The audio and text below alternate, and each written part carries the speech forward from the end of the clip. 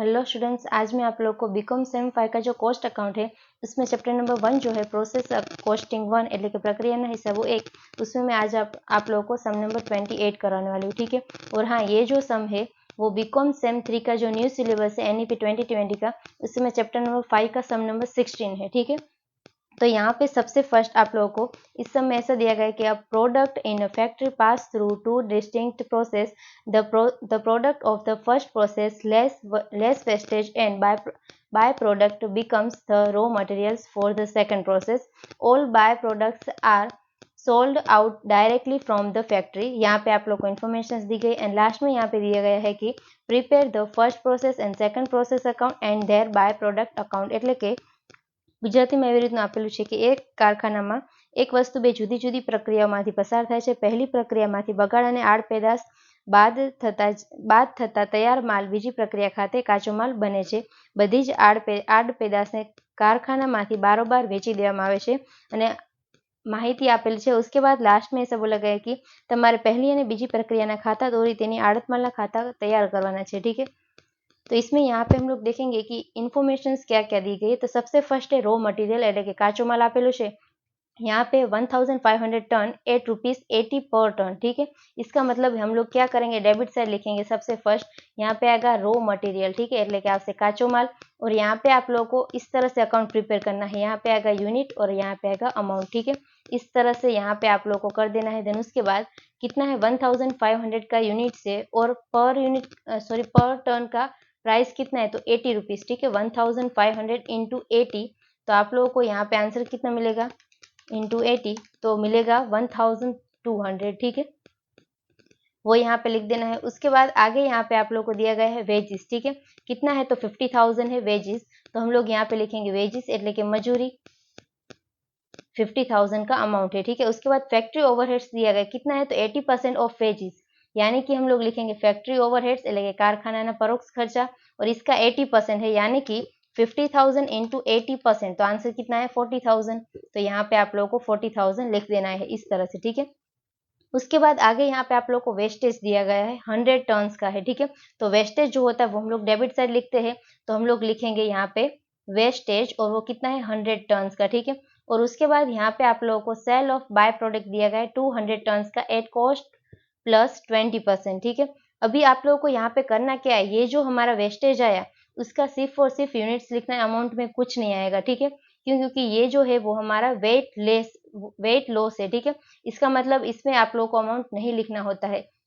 जो हमारा normal wastage होता है उसमें हम लोग अमाउंट लिखते हैं, मगर वेस्टेज में हम लोग यहाँ पे अमाउंट लिखते नहीं है। ठीक है। એટલે કે જે સામાન્ય બગાડ હોય છે તેમાં અહીંયા આગળ રકમ લખવામાં આવે છે, પરંતુ જે બગાડ હોય છે તેમાં રકમ લખવાની રહેશે नहीं। ठीक है। उसके बाद यहाँ पे सेल ऑफ बाय प्रोडक्ट दिया गया है 200 टन्स का। ठीक है। तो हम लोग यहाँ पे लिखेंगे बाय प्रोडक्ट अकाउंट, और यूनिट्स में हम लोग लिखेंगे 200। ठीक है। उसके बाद इसमें हम लोग रुपीस कितने लेंगे तो यहाँ पे लिखेंगे 200 इंटू कॉस्ट प्राइस। ठीक है। तो यहाँ पे कॉस्ट प्राइस जो होती है वो आप लोगों को निकालनी होती है। उसके बाद यहाँ पे जो भी बचता है वो हम लोग क्या लिखेंगे तो बाय सेकंड प्रोसेस अकाउंट। ठीक है। इस तरह से सेकंड प्रोसेस में हम लोग लेके जाएंगे, એટલે કે બીજી પ્રક્રિયા ખાતે લઈ જવામાં આવશે। तो यहाँ पे डिफरेंस कितना आएगा 1500, उसमें से लेस करेंगे 100 माइनस 200, तो यहाँ पे 1200 का आंसर आया। ठीक है। ये हम लोग लेके जाएंगे बाय सेकंड प्रोसेस अकाउंट। ठीक है। लेके बीजी प्रक्रिया खाते, और यहाँ पे कॉस्ट प्राइस जो है वो आप लोग को निकालनी होती है। ठीक है। तो जो भी कॉस्ट प्राइस आएगी वो यहाँ पे भी हम लोग मल्टीप्लाई करेंगे इसके साथ। ठीक है। तो कॉस्ट प्राइस का फॉर्मूला क्या है तो हम लोग लिखेंगे कॉस्ट प्राइस इक्वल टू, उसका फॉर्मूला इस तरह से है कि यहाँ पे जितना भी हमारा अमाउंट है डेबिट साइड का, यानी कि सबसे फर्स्ट हम लोग क्या करेंगे यहाँ पे डेबिट साइड का टोटल करेंगे, उसमें से माइनस करेंगे नॉर्मल लॉस का यहाँ पे अमाउंट तो कुछ भी नहीं दिया है। ठीक है। उसके बाद डिवाइडेड बाय हम लोग क्या करेंगे, यहाँ पे कितने यूनिट्स है 1500, उसमें से माइनस करना होगा नॉर्मल लॉस के यूनिट्स कितने हैं 100, इस तरह से करना है। ठीक है। यहाँ पे अमाउंट कुछ नहीं है तो जीरो हम लोग कर देंगे, और यहाँ पे टोटल कितना हो रहा है तो 1200 प्लस 50,000 प्लस 40,000, तो यहाँ पे 2,10,000 का आंसर आ जाएगा। ठीक है। उसके बाद आगे हम लोग क्या करेंगे तो यहाँ पे 2,10,000 डिवाइडेड बाय कितना हो जाएगा 1,400। ठीक है। तो डिवाइडेड बाय 1,400, तो आप लोगों को प्राइस कितना मिलेगा 150 मिल जाएगा। ठीक है। ये क्या हो जाएगा cost price for by product and second process account का। ठीक है। तो यहाँ पे 150 लिख देंगे, यहाँ पे भी लिखेंगे 150, ठीक है। इन दोनों का आप लोग मल्टीप्लाई करेंगे तो यहाँ पे आंसर आएगा 30,000 एंड इन दोनों का मल्टीप्लाई करेंगे तो यहाँ पे आंसर आएगा 1,80,000, ठीक है। इस तरह से आप लोगों को कर देना है। फिर उसके बाद आगे हम लोग प्रिपेयर करेंगे बाय प्रोडक्ट अकाउंट એટલે કે આડ પેદાશનું ખાતું। तो यहाँ पे हम लोग क्या करेंगे, बाय प्रोडक्ट क्या है, तो यहाँ पे क्रेडिट किया है हम लोगों ने, तो अभी हम लोग डेबिट कर देंगे, ठीक है। यूनिट्स कितने हैं, तो हम लोग यहाँ पे लिखेंगे यूनिट्स 200, उसकी अमाउंट है यहाँ पे 30,000 की। तो यहाँ पे हम लोग क्या लिखेंगे, तो टू फर्स्ट प्रोसेस अकाउंट, ठीक है। इस तरह से आप लोग को लिख देना है। देन उसके बाद इसको सेल करने के लिए बोला है, तो हम लोग यहाँ पे क्या लिखेंगे, बाय सेल अकाउंट એટલે કે વેચાણ ખાતે, और यूनिट्स कितना लिखेंगे, तो यहाँ पे लिखेंगे 200 यूनिट्स। और उसके बाद यहाँ पे प्राइस कौन सी लेंगे, तो प्राइस के लिए यहाँ पे ऐसा बोला गया है कि जितना भी कॉस्ट प्राइस है प्लस होगा 20% प्रॉफिट, ठीक है। तो यहाँ पे कॉस्ट प्राइस कितनी है 150 प्लस करेंगे 20%, तो यानी कि आप लोग का आंसर कितना आएगा 180 रुपीस आएगा, ठीक है। तो अभी हम लोग क्या करेंगे 200 इंटू 180, तो यहाँ पे आप लोगों को 36,000 का आंसर मिल जाएगा। ये हम लोग यहाँ पे सेल कर देंगे। उसके बाद यहाँ पे डिफरेंस किधर आ रहा है, तो यहाँ पे डेबिट साइड डिफरेंस आ रहा है, ठीक है। तो हम लोग यहाँ पे लिखेंगे टू पीएनएल अकाउंट એટલે કે नफा नुकसान खाते। और अगर पीएनएल अकाउंट हमारा डेबिट साइड आता है એટલે કે नफा नुकसान खाते उधर बाजू आवे, तो ये क्या हो जाएगा, हमारा प्रॉफिट होता है, ठीक है। तो यहाँ पे यूनिट्स में कुछ नहीं आएगा और यहाँ पे अमाउंट में आएगा 6,000। इस तरह से कर देना है। यहाँ पे क्लोज हो जाएगा 200 और 36,000, ठीक है। इस तरह से यहाँ पे भी हो जाएगा 236,000, ठीक है। इस तरह से कर देना है। देन उसके बाद यहाँ पे भी आप लोगों को क्लोज कर देना होगा। यहाँ पे आएगा 1,500, यहाँ पे आएगा 1,500 और अमाउंट यहाँ पे टोटल कितना आएगा 2,10,000, ठीक है। यहाँ पे भी सेम वही लिख देना है 2,10,000। इस तरह से यहाँ पे हमारा फर्स्ट प्रोसेस का अकाउंट हो गया।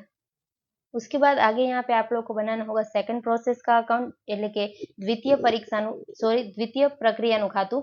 तो यहाँ पे हम लोगों ने क्या किया था, बाय सेकंड प्रोसेस अकाउंट में हम लोगों ने लिखा था, तो वो अभी क्या हो जाएगा टू फर्स्ट प्रोसेस अकाउंट, ठीक है। એટલે કે प्रथम प्रक्रिया खाते। तो यहाँ पे 1,200 और यहाँ पे आएगा 1,80,000, ठीक है। इस तरह से कर देना है। देन उसके बाद यहाँ पे आप लोग को क्या है, क्या दिया है, तो रॉ मटेरियल नहीं दिया गया है, तो वो तो ऑलरेडी यही हम लोग लेते हैं। उसके बाद वेजिस कितना दिया गया है 40,000, तो हम लोग लिखेंगे यहाँ पे वेजिस और ₹40,000 એટલે કે મજૂરી આપેલ છે 40,000ની। ફેક્ટરી ઓવરહેડ્સ એટલે કે કારખાનાના પરોક્ષ ખર્ચા કેટલા આપેલા છે 75% ऑफ वेजिस, ठीक है, यानी कि इसका 75%। तो हम लोग करेंगे 40,000 इंटू 75%, तो 30,000 का आंसर आया। तो यहाँ पे हम लोग लिख देंगे 30,000 और यहाँ पे क्या लिखेंगे फैक्ट्री ओवरहेड्स कारखाना ना परोक्ष खर्चा। उसके बाद वेस्टेज कितना दिया गया 200 टन्स का, तो हम लोग यहाँ पे लिखेंगे वेस्टेज 200 टन्स का, अमाउंट में कुछ नहीं आता है। उसके बाद सेल ऑफ बाय प्रोडक्ट दिया गया है 200 टन्स का, ठीक है। तो यहाँ पे हम लोग लिखेंगे बाय प्रोडक्ट अकाउंट 200, ठीक है। और ब्रैकेट में हम लोगों को क्या करना है, कॉस्ट प्राइस जो भी हमारी आएगी उसके साथ मल्टीप्लाई करना है, ठीक है। तो वो तो अभी हम लोग फाइंड करेंगे। उसके बाद जो भी बचेगा वो हम लोग क्या करेंगे, तो यहाँ पे लिख देंगे बाय फिनिश स्टॉक अकाउंट, ठीक है। यहाँ पे आएगा बाय फिनिश स्टॉक अकाउंट, इस तरह से लिख देना है। उसके बाद यहाँ पे बचेगा कितना, रिमेनिंग 1,200 में से लेस करना होगा 200 लेस 200, तो यहाँ पे 800 का आंसर बचेगा, यानी कि स्टॉक बचेगा, ठीक है। उसके बाद 800 इंटू मल्टीप्लाई करना होगा कॉस्ट प्राइस के साथ। तो अभी हम लोग फाइंड करेंगे कॉस्ट प्राइस, ठीक है। तो यहाँ पे कॉस्ट प्राइस कितनी आएंगी, सबसे फर्स्ट डेबिट साइड का टोटल करना होगा, यानी कि 1,80,000 प्लस 40,000 प्लस 30,000। तो यहाँ पे आप लोगों को 2,50,000 का आंसर मिल जाएगा, ठीक है। उसमें से माइनस करना होता है जो भी हमारा वेस्टेज आता है उसका अमाउंट। तो यहाँ पे तो अमाउंट में कुछ नहीं है, तो -0 हो जाएगा। उसके बाद डिवाइडेड बाय कितना है यहाँ पे 1,200 मटेरियल, इसमें से माइनस करेंगे नॉर्मल वेस्टेज का यूनिट्स, ठीक है। तो 200 माइनस कर देंगे, यानी कि 2,50,000 और उसको डिवाइडेड बाय 1,000 कर देना है। तो यानी कि यहाँ पे आप लोगों को प्राइस कितना मिलेगा, यानी कि अमाउंट कितना मिलेगा, तो वो आएगा 250 रुपीज, ठीक है। इस तरह से यहाँ पे आप लोगों को आंसर मिल जाएगा। उसके बाद यहाँ पे हम लोग लिखेंगे 250 और यहाँ पे भी लिखेंगे 250, ठीक है। तो हम लोग क्या करेंगे 200 इंटू 250, तो आप लोगों को आंसर मिलेगा 50,000। देन उसके बाद 800 इंटू 250, तो यहाँ पे आंसर मिलेगा 2 लाख रुपीज का, ठीक है।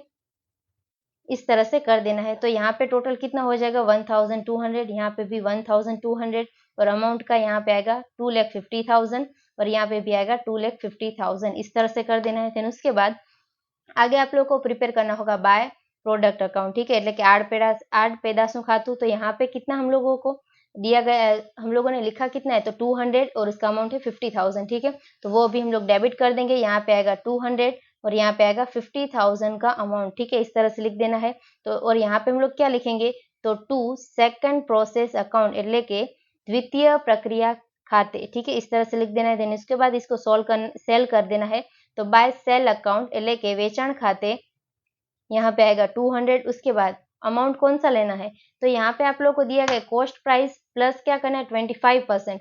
तो कॉस्ट प्राइस कितनी है 250 प्लस करना होगा 25%। तो यहाँ पे 250 इंटू 25% प्लस कर देंगे 25%। तो यहाँ पे कितना आंसर आएगा 312.5 रुपीज़, ठीक है। इतना यहाँ पे आंसर आ जाएगा। उसके बाद इसके साथ मल्टीप्लाई कर देना है तो इंटू 200, तो आप लोगों को 62,500 का आंसर मिल जाएगा, ठीक है। उसके बाद डिफरेंस कहाँ पे आएगा तो यहाँ पे डेबिट साइड डिफरेंस आएगा, तो वो हमारा प्रॉफिट होगा। तो यहाँ पे लिखेंगे टू P&L अकाउंट એટલે કે नफा नुकसान खाते और अमाउंट कितना आएगा तो 62,500, उसमें से लेस कर देना होगा 50,000, तो यानी कि 12,500 का आंसर आएगा, वो हो जाएगा प्रॉफिट, ठीक है। એટલે કે આ થશે नफो। तो इस तरह से यहाँ पे हम लोगों ने सेकंड प्रोसेस का पूरा अकाउंट भी हम लोगों ने कंप्लीट कर दिया, ठीक है। तो जब भी आप लोगों को एग्जाम में इस टाइप का सम पूछा जाए तो इस तरह से आप लोगों को सॉल्व करना होगा। I hope you understand and thank you all.